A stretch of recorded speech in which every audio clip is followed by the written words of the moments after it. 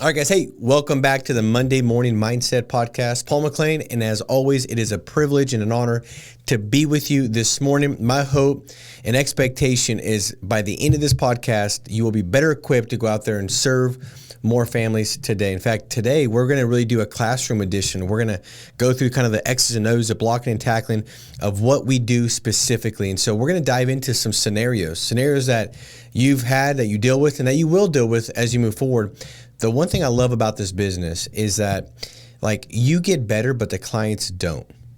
Like, you're on a Monday Morning Mindset Podcast. We're going to talk about different situations. A client that's, really unhealthy and younger, but wants a lot of protection for their mortgage protection. A client that, doesn't think they need any more protection because they've got their final expenses covered. A client that is super young and super unhealthy and needs to be able to couple an accidental death plan with a term product or final expense product to really give the right perspective. We're going to dive through these scenarios that you're going to deal with. The clients are not on a podcast coming up with new scenarios. Like, hey, let's give them something new this week. Let's come up with something brand new to really kind of hit them and where they don't expect it. Like, that doesn't take place. And so the thing I love about this business is that you're always getting better. And hopefully this podcast is a podcast that helps you get better. I love this concept that I read a while back in the book Outliers. It says that 10,000 hours of practice or 10 years will help develop the right myelin in your brain to become an expert. What's myelin? It's what takes place when neurons fire across your synapses. It builds this white substance called myelin.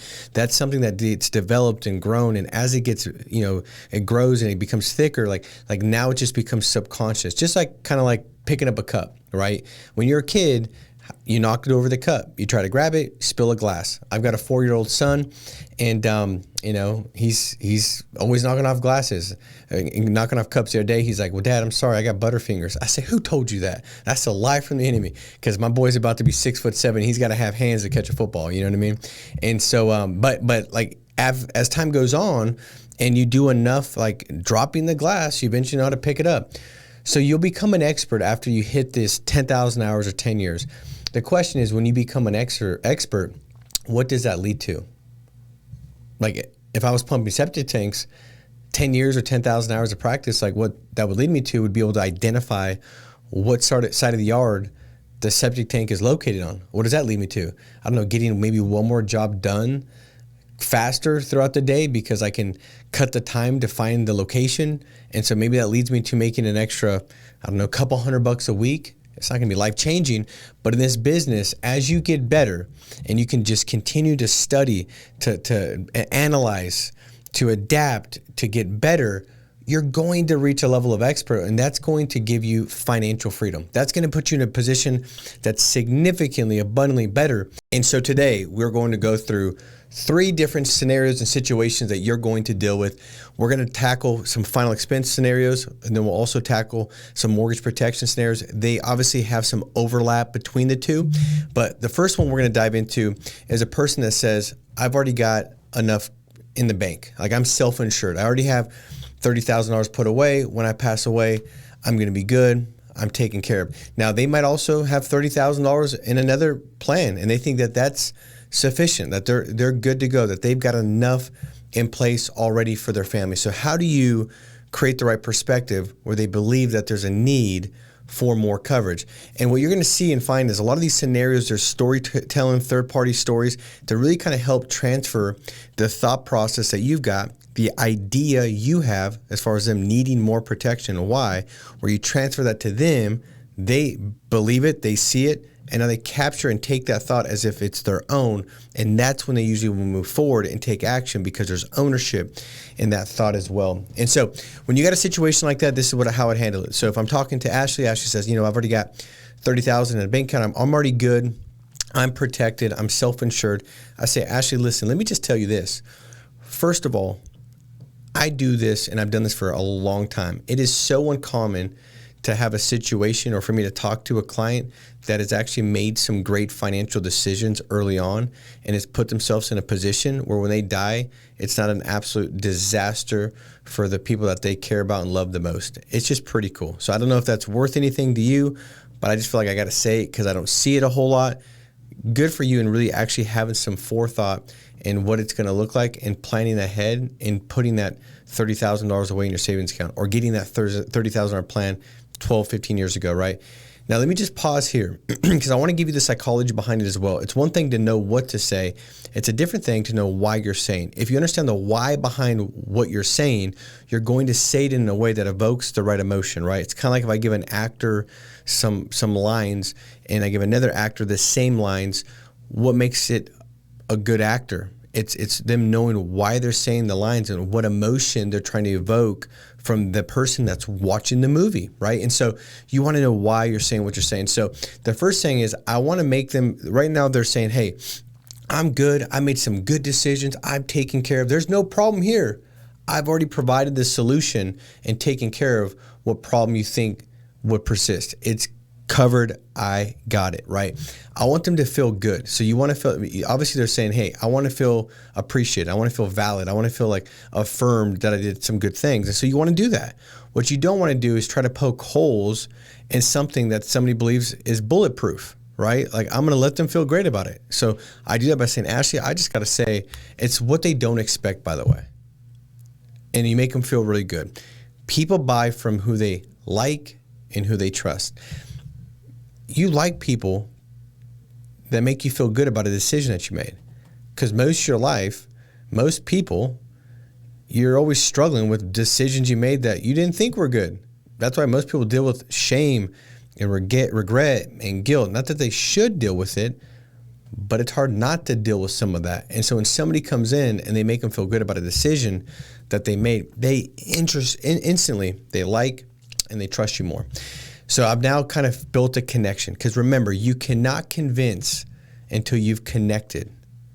Until I've connected, convincing is going to fall by the wayside. It ain't going to work. But if I've connected, now I've got your hand, I've got your arm, we're locked in. Now I can walk you to where I want to walk you towards, which is what I believe and what you believe is going to be the right thing for them to do, which is to get more protection. Because nobody, looks back and says, my mom, terrible person. Like she left me way too much life insurance. Like my husband, like what a jerk. Like he just left me way too much money. Like I don't know, I don't even know what to do. Like nobody's going to complain about that. And most people, as we know, are either not insured or way underinsured. Okay, so let's get back to it. I related to him. Once I've done that, I say, now Ashley, what most clients do that I talk to that are in your same situation, that have planned ahead and have made good financial decisions, they continue to make good financial decisions. And usually what that looks like is they want to just strengthen their position. I had a client the other day, they said, Paul, listen, I'm 71 years old, probably not going to go through a midlife crisis right now. Probably not going to go out and buy a new Ferrari or Corvette. Probably not going to go switch where I live. I just want to make sure that I can strengthen the position. And what my concern about now at my stage of the game is just leaving a legacy, blessing my family, stewarding the money so I could get the whole well done, good and faithful servant. Like I've done well with what I have. And I said, Ashley, so for you, like you probably know exactly what your expenses are every month and exactly what your income is every month. It's not hypothetical, like it's the same every month. You know exactly what your disposable cash flow is. Is that fair to say? She should say yes. So I said, most clients in your situation, they're just looking to strengthen the good position they put in so that way they can leverage what they're going to leave. They can leverage their legacy. So when they're gone, they can leave more tax-free money for the family to be able to bless them, for them to use it, whether that's income replacement, whether that's setting up a college for the grandkids or kids or first house, first car. They just know that they want to leverage it. It makes no sense just to blow it, and it's better to put it in a bank account that just returns what you put in, because when you put it into a plan like this, like you've done prior, you get to actually get a great multiplier on it, and you can leverage it. And so for you, does that make sense? Is that important to you like it is about every person in your same situation? That's the key. Now let me pause and break this down a little bit more. So the next thing I move into, it's kind of like the herd concept. People want to do what people are doing. They don't want to be the outlier. They don't want to be the outcast. That's just the way people are. They just conform. That's why a person that's, if you go on the streets in Skid Row in LA, after a couple weeks, you're going to conform to the way the streets operate, the way it's handled, the value system there, like that's just what people do. And so I'm giving them an example of like, you are a special one. You've planned, you've prepared, you've done what most people don't do. But people that do what you've done, the minority that actually care and have forethought and make good financial decisions, this is what they do. They're looking to strengthen their position. Does that kind of describe you, Ashley, like it does about everybody in your situation? It's very difficult for her to say, no, I'm actually different than all the people that are really good with their money and have made good financial decisions. I actually don't do what those kind of people do. I do what the people that don't make good financial decisions do. It's hard for her to do that because I've already, understand this translates to everything. I've already set her up with a higher level version of her, an identity that she wants to live up to. Everybody wants to be the person that makes good financial decisions, right? So you got to team up. Just like a guy that's like, I don't care if I die, they can bury me in the backyard. It's like, okay, that's a low level identity. It's a low level version of you. You're not gonna look back and say, "Man, what a great statement I made about getting buried in the backyard." No, we all say stupid things. You've just qualified yourself as finding something stupid to say. Let me give you a higher level identity, right? It's the same kind of concept. You want to give them the highest level identity, and then let them know what everybody does with that high level identity. They do this. Does that make sense for you too? Well, of course it does. All right, great. Now, if that's the case, Ashley, then what really makes the most sense is not, how much protection, because the truth is anything's going to strengthen your position, whether that's 20 grand, 5 grand, 10 grand, 3 grand, it's all going to strengthen your position, leverage your legacy, and leave your family in a better position. It's all going to do that. Does that make sense? She says yes. So say, given that, really what it boils down to is how much you want to afford or put aside to leverage that or to strengthen it. Would that be like $50 a month, $100, $200, $300? Whatever number they give you, you just made the sell. So if she says, I don't know, 100, okay, great. Well, let's see what 100 will get us qualified for. Okay, great news, Ashley. It looks like $100 will get you qualified for an additional $13,000, and so you can leverage that. So now when you pass away, you're gonna have, like you hope for, like you want, additional protection to strengthen the good position you've already put in place to make it, possibly go from good to great. And so now I don't know if we can qualify for the additional coverage, although you've got the $30,000 already in place. There's still qualification that has to take place for anything in addition. This is a new 13, so we'll hope that it comes back. But if it says no, we'll look at a different option. But the hope is they'll come back and say yes. So grab your driver's license. We'll see if we get you qualified. And you go right forward in doing the process. Guys, this will work a lot more than you think. So if you keep getting pushback and they say, I've already got enough coverage, I already have money in the bank account, whatever it is, this works out way better. Another way you could approach it too, if they have like $30,000 in their bank account, is saying, look, most clients in your situation, if you're just going to leave that when you pass away, is that the goal? Like when you died, is the family just going to use that kind of as a life insurance? Well, yeah. You're not going to touch it, have no need to touch it before then? No, I don't. Okay. So what most clients do in your situation is they leverage it. They set their family up with a better position, and they'll use that $30,000. So walk with me here. What most of them do is if they're paying $100 a month for, let's just say, $30,000, every month it doesn't change your budget because your budget's fixed and it's tight, but you have this $30,000. It doesn't change that. Every month that $100 comes out of that $30,000. So if you passed away in, say, 2 years, that $30,000, let's just say it's $28,000, but they also have the $30,000 tax-free, so they really have $58,000. So that's the way that most anybody in your situation, if the purpose is just to leave that when they pass, how can they maximize that? How can they leverage that 30 to make it more for really doing nothing? And I'll say, Ashley, this is how, the difference between those that just seem to have like a lot more left, a better financial situation, a lot of times is they leverage their money. They empower the money to go work for them. And so that's what everybody does that's wealthy. Well, guess what?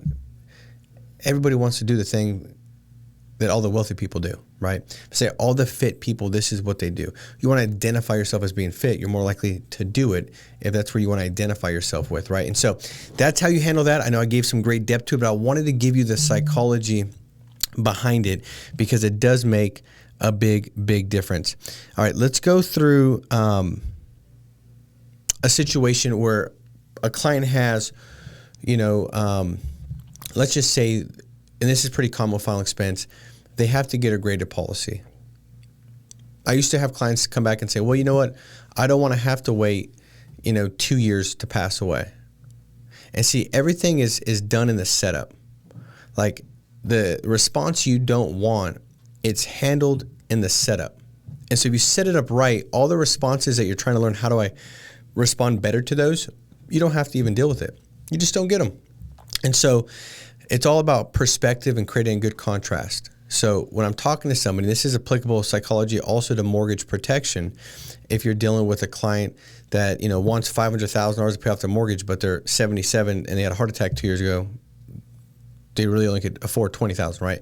So how do you get their mind right on going from here to way down here and wanting to buy way down here when expectation was way up here?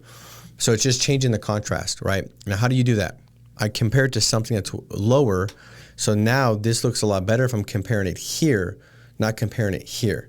So the goal is I want to compare it to something down here, get them eyes off of comparing it up here, and now right here looks better, if that makes sense. And so if I'm talking to a client and they're looking at $20,000 and they can't die for 2 years and only pays back the money put in plus 10%. What I'll do is this. I'll say, so Ashley, listen, I've done this quite a while, and with the heart attack you had yesterday, with the health condition like the diabetes and all those things that kind of come into play, most clients that I talk to, they're pretty discouraged because they'll say, Paul, I know how important this is for my family. I'm not confused that this is the most important thing because there will be a day when I don't wake up and my kids are going to have to deal with the finality of me not being here. Like, I'm never going to be here. And the emotion tied to that, but also the financial part of having to cover expenses, filing expenses, take care of the odds and ends. If it's mortgage protection, I say have to deal with like maybe fixing the house up, paying the payments long enough to sell it. That way the bank's not knocking on your door in 90 days foreclosing the house because you haven't made a payment, and or you maybe have made a payment but you're getting ready to miss the payments because you got to still fix the house up and it's going to take time on the market. All these things that come in place. But they're saying, Paul, I can't. I've tried to get that peace of mind that is covered. I've tried to do the thing that reflects and magnifies the dignity I've got and the responsibility I have to take care of my kids. But I just can't. I can't get coverage. I keep getting declined. So the good news is this, Ashley, because I failed underwriting, I'm not a captive sales rep that only uses one company that maybe doesn't take those conditions. I look at all the carriers out there, all the guidelines, and we do have a plan that can get you some protection. And the cool thing about the product that we're going to look at, Ashley, a lot of clients, if they can, typically if they can't get a plan because they keep getting declined, the only option, which is not a great option, but it's the only option, is they'll just put money in a savings account. And they hope that they're going to live long enough where what's saved in that account becomes a big enough amount to not leave a burden. Very unstable strategy, because who knows how long you're going to live. This plan here, if you pass away, we're looking at $10,000 in coverage. And the beautiful thing is if you die in the first 2 years, because all these plans right here have a 2-year period, if you die in the first 2 years, they're going to give all the money back just like it was put in a savings account, plus 10% interest, which is better than you could get in any brokerage account or market guaranteed. So now if you die in the first 2 years, it's still going to put you in a better position than if you were saving it. And then after the 24th month, on the 25th month, it's full coverage, the full 10 grand. That check is in the drawer. So if you pass away, it's like your kids are able to open it up, take that money, and it's going to put them in a much better position. I said, does that make sense? Well, yes. So I got them to contrast to that. It's the same thing with mortgage protection.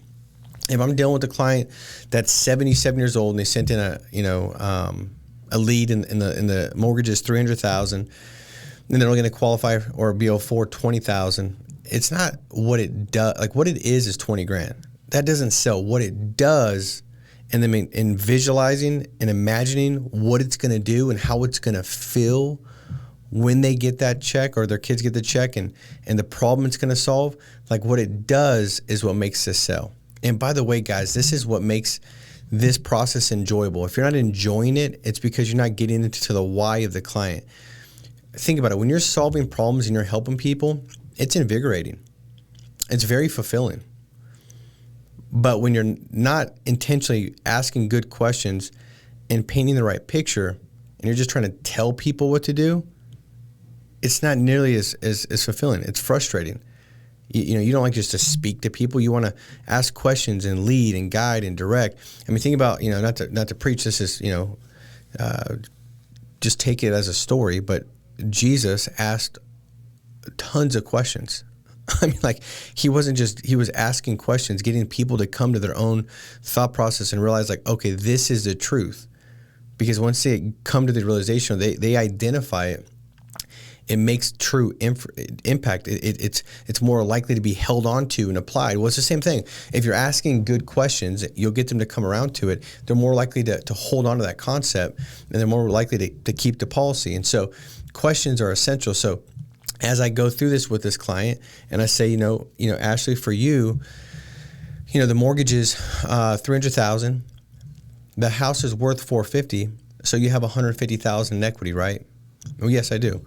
Okay, Ashley, when you pass away, like, what do you think the kids are going to do, like, with the house? Like, if they were sitting here, like, what do you think their plan would be? Would it be to move back in, or would it be to sell the house? Most of the time, they're going to say it would be to sell the house. Now, be clear, you're trying to get them off wanting to protect the whole mortgage. You don't want them to do that because it's going to be out of their budget. And so you're trying to get them to be okay with looking at $20,000 and get their eyes off the fact that they thought they only wanted $300,000, right? And so I say, they're going to sell the house anyways. I say, yes. I say, got it. And they're going to get that $140,000 in equity that's there, right? And they're going to probably split it. Well, yeah. I say, okay, got it. That's what most the time it happens, just like that. Most kids, that's what they do. And so for you, Ashley, it's a little bit different. I've sat with 30-year-old clients today, and they got 5 kids running around the house. They pass away, they're going to want that home. The spouse is not going to be able to make the mortgage payment. The spouse doesn't want to sell the house and get the equity out just to go get an apartment. That spouse still needs to raise the kids. For you, you're at a different stage of life. The kids are grown. They have families. This is really just leaving a legacy, making sure the number one asset of how you're going to bless your kids, how you're going to leave a legacy, how you're going to, pass on, your wealth is going to be in this home. And so actually you don't need a plan that's going to be huge and unaffordable, like $300,000. You're past that. Whatever your client does in your situation, they just want a plan that's going to set the kids up for enough mortgage payments so that when you pass away, they're not burdened with making that payment, because they might need to come in and fix the house up. They might need to make 7-8 months of payments before it sells. They don't want to fire sell it and get way less, because that's your legacy. This is like what you're leaving on. They want to be able to get the house in the right condition, be patient with the market, and get the most from it. And so maybe that's like 12 months of mortgage payments that they're going to need made that doesn't burden them. And so now when you pass away, there's 12 months of mortgage payments made. That gives them the time to breathe, to mourn, to grieve and recover, and figure out the next best move is not have the banker knock on the door in 90 days. They can sell the house and they can get that $150,000, and it's protected just like you want. So, actually I had a client today, they said, if that money doesn't go to my kids, I will roll over my grave if a banker takes that. And this is what prevents that from happening, because that happens all the time. It becomes a sell, a foreclosure, and the kids end up with nothing. And it just took a simple plan to cover a block of time to give them the time to do that. So we're going to look at a couple different options. One will be like 12 months of mortgage payments. So they have 12 months. They can fix up some of the house, get it going, and then sell it. Or look at 6 months. We'll look at 3 months. And you just kind of break it down like that. And you say, does that make sense? They'll say yes. And now you've got them off of thinking they need the whole $300,000, because you're like, you would if you're 32 and the kids are going to live here. They're going to sell it anyways, right? Now, what if the spouse is there? And you're like, well, they're not going to sell it. It's the same kind of concept. I'll say, so Mary, Bob, when you pass away, most clients, their concern is to make sure that equity is protected. It's not going to just go to the bank. Because at the end of the day, for you, Mary, that $60,000 that's in equity, it'll probably mean quite a bit to you when that income's reduced from Bob. Is that fair to assume?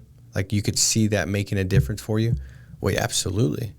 Okay, got it. So what most clients do, guys, because you don't have like 5 kids running around the house, and when you pass away, it's not like your spouse has got another 50 years. Like, hey, I'm rooting for you. Like, Mary, I'm hoping you make it to 133. But odds are against us. And so really, even the amount of time you need, income or to replace, all this stuff, it just goes down drastically. And so every client in your situation, they're just looking at a plan for one that's going to be affordable, because at the end of the day, the only plan that makes sense is the one that's going to be there when you pass. That's the one that you can afford until that date comes. And when you pass away, having a plan that's going to cover a block of time, that means the world. I can't tell you how many clients that it meant the world, that they did not have to even think or expend energy into what do I do to pay the payment on the house. It's taken care of. And then they can figure out their next best move. Do you guys see how that makes sense like it does for most families in the same situation? Well, yeah, I do. Great. Done. They bought your thought process. Right. And so those are a couple scenarios, guys. There's quite a few more. We're going to do this at least once a month, a classroom edition where we dive into real scenarios. That way you can study it. You can go through it. You can practice. You can role play. So the next time you get it, you've got the right understanding of why you're saying, like what you're trying to evoke, where you're trying to lead and guide them emotionally, but also practically what to say. And so I hope this served you and served you well. I love you. Make it a massive week. Hey, by the way, if you haven't signed up for National Summit, sign up. If you thought this helped you at all, like that's a submersion. Like you're going to come out thinking at such a higher level. And the truth is this, you are where you're at. I am where I'm at based off of my thought process. And you're always moving in the direction. Your life is always moving in the direction. Your business, your sales is always moving in the direction of your greatest thoughts. You want to get some great thoughts in an event where you're listening to the top of the top tell you what they're doing. And then what is it about? What's about you going out there making a decision to execute? So make a decision today to get to the event. If you've not yet done that, I promise you after 18 years, that is still the number one response I get from everybody that's on stage that was broke and now they're killing it, that was struggling and now they're crushing it, was big things happen, big decisions, big breakthrough took place at a big event. So hope to see you there. Guys, make it a massive week, and we'll see you next week. God bless you guys.